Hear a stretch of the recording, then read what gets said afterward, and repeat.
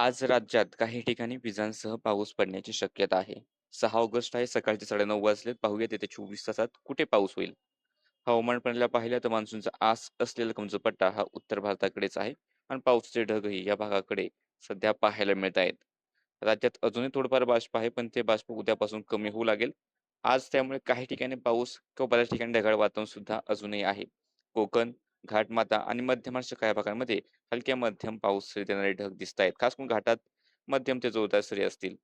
या व्यतिरिक्त मध्य महाराष्ट्राचा पूर्वेकडील भाग आणि लगतवर्ती मराठवाडा ढगाळ वातावरण आहे, पण खूप विशेष पावसाचे ढग नाहीत. विदर्भातचं काही अंशी ढगाळ वातावरण आहे, मात्र सध्या तरी या ठिकाणी पावसाचे ढग नाहीत.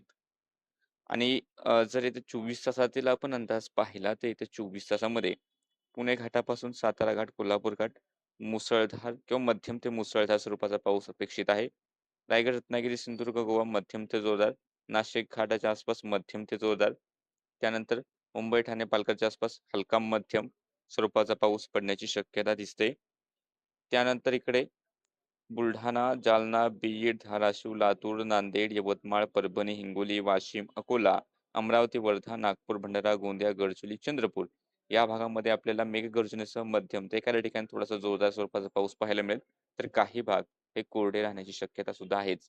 जळगाव, छत्रपती संभाजीनगर पासून इकडे सोलापूरचा भाग आहे.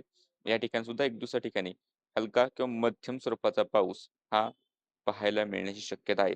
आणि मध्य महाराष्ट्राच्या ते पश्चिम भागामध्ये सुद्धा हलक्या मध्यम सरी राहतील आणि हा जो मधला भाग आहे क्वचितच हलकासा पाऊस होऊ शकतो. जास्त शक्यता दिसत नाही.